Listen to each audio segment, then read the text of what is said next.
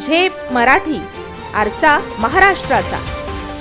धुळे जिल्ह्यातील शिंदखेडा तालुक्यात बाभे फाट्याजवळ सुरू असलेल्या अवैध मद्य निर्मिती कारखान्यावर शिंदखेडा पोलिसांनी धाड टाकत मोठी कारवाई केली आहे. या कारवाईत अवैध मद्य निर्मितीसाठी वापरले जाणारे साहित्य व इतर मुद्देमाल जप्त करण्यात आलाय.